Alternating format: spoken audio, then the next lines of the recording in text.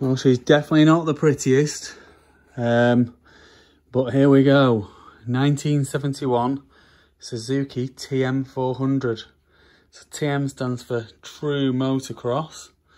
So this was a motocross racing bike.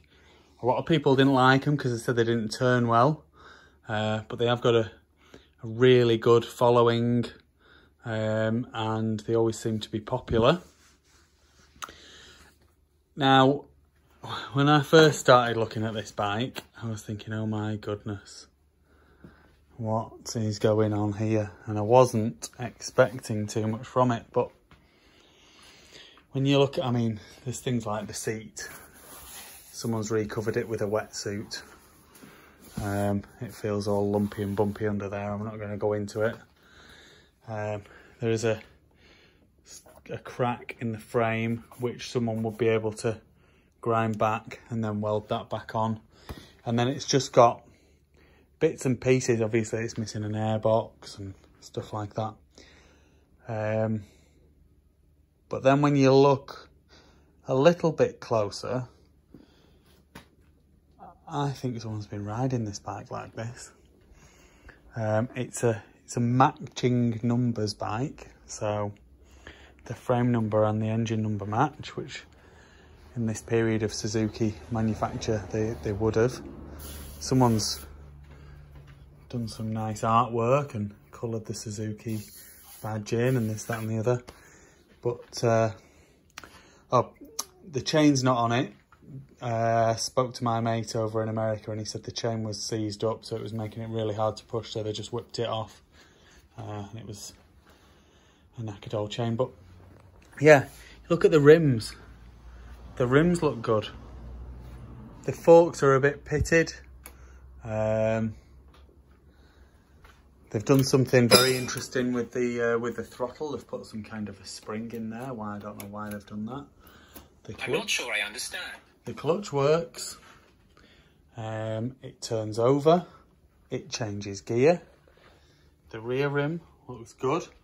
The rear tyre's not great, but there you go. The exhaust is not great, but there you go. The rear brake works. The front brake works. Someone's taped up the kickstart. I don't know whether they've put something extra in there to give it a bit of a wider kicking area. Yeah, so like I say, turns over with fantastic compression. It sparks. There's no kill switch and there's no airbox on it. But yeah, I'm sure that someone has been riding this bike around like this, which is a little bit amazing and a little bit scary. I would hope they would have had some kind of air filter on there, but there you go. Yeah, I'm sure that they have. It just looks like a rideable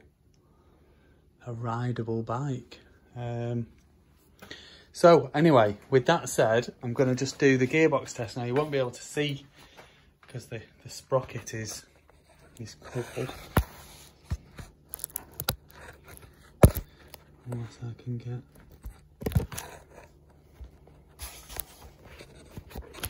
Okay, an angle of the camera there. Is that going to work?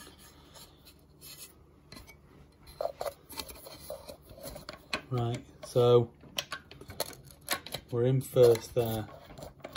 Neutral. Down into first. Second. Third. Fourth.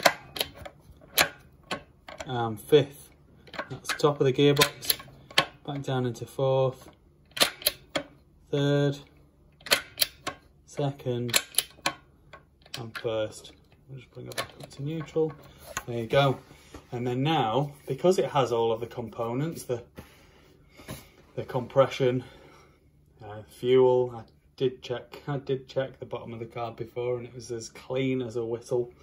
The pilot jet was free and everything. Yeah, unbelievable. Yeah, so it's got compression, it's got spark, and it will have fuel. I'm going to see if it'll run. So as I said, it hasn't got a kill switch, but I have got access to the back of the carb. So if it starts revving up, I should be able to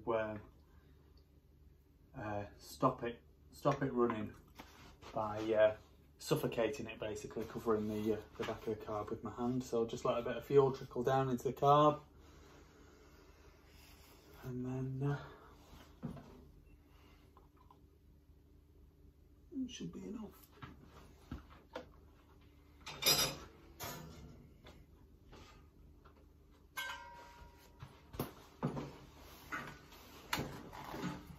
Let's give it a go, eh?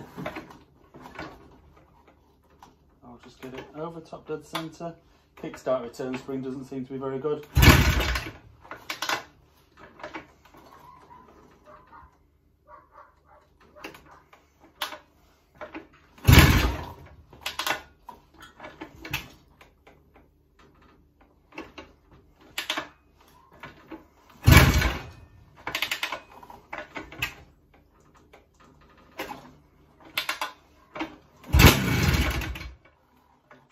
There, so that's a very good sign. I've just knocked the choke off because it